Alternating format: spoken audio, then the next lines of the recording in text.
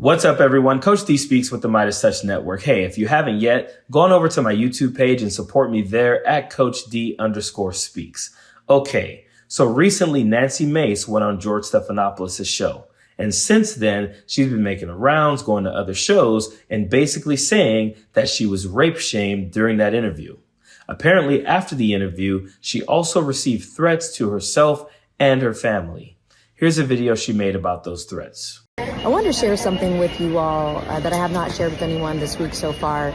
It's been a tough week since we did the ABC News interview with George Stephanopoulos, and he rape shamed us. It's been tough for me, tough for my family, tough for my office and my staff because of the barrage of threatening messages, threatening phone calls that we've received throughout the course of this week. We received exponentially more threats this week than we ever have in the last 2 or 3 years based on that interview. So Nancy Mace is blaming George Stephanopoulos for the threats that she's received since the interview with him. Now, I want to play for you the video that she's calling him rape shaming her. And you've endorsed Donald Trump for president. Judges and 2 separate juries have found him liable for rape and for defaming the victim of that rape. How do you square your endorsement of Donald Trump with the testimony we just saw? Well, I will tell you, I was raped at the age of 16. And any rape victim will tell you, I've lived for 30 years with an incredible amount of shame over being raped. I didn't come forward because of that judgment and shame that I felt. And it's a shame that you will never feel, George. And I'm not going to sit here on your show and be asked a question meant to shame me about another potential rape victim. I'm not gonna do that. It's actually not about shaming you. It's a question about Donald Trump. No, you are shaming me. You've endorsed Donald Trump for president. Right. Donald Trump has been found liable for rape by a jury. Donald Trump has been found liable for defaming the victim of that rape by a jury. It's been affirmed by a judge. It was not a criminal court case, number one. Number two, I live with shame.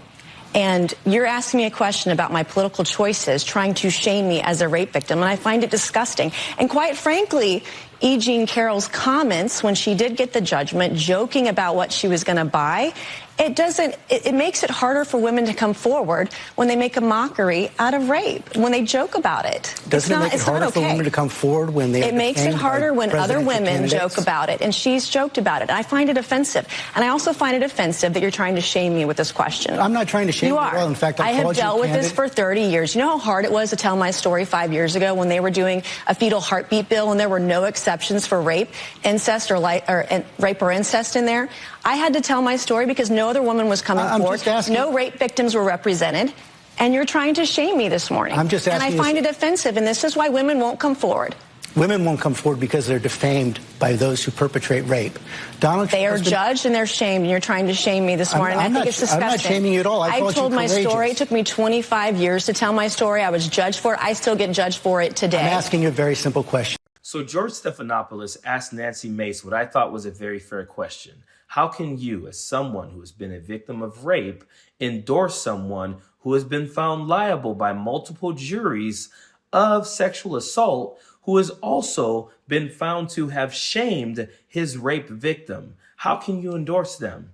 And so Nancy Mace decided she's going to try and filibuster the entire conversation. She kept talking over him. She kept on trying to get out what she wanted to say without him being able to ask follow-up questions. And she never answered the simple question. She just wanted to accuse him of rape shaming her because she thought that would get him to back off. And I'm glad that he didn't, because it's a very fair question. If someone had been a victim of an armed robbery and then endorsed someone who had perpetrated armed robberies, it would be a fair question to ask them why they would endorse them, and no one would ever accuse them of armed robbery shaming them.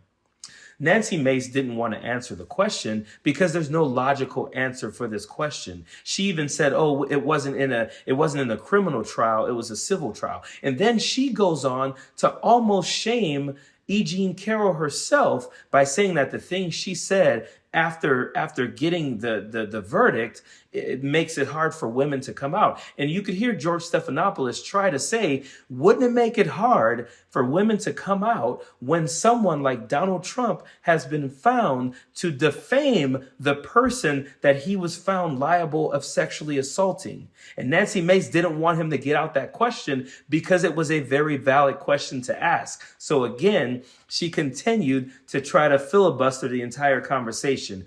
I wish George Stephanopoulos, though, would have said, listen, Miss Mace, what if the person who raped you at 16 decided to run for president?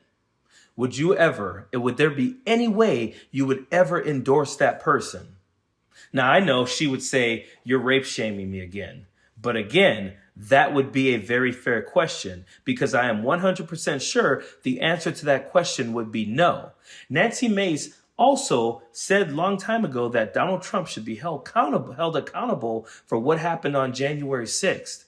But now she's backed off of that, and she's not even willing to hold him accountable for being convicted, being found liable of sexually assaulting someone. George Stephanopoulos was not rape shaming her.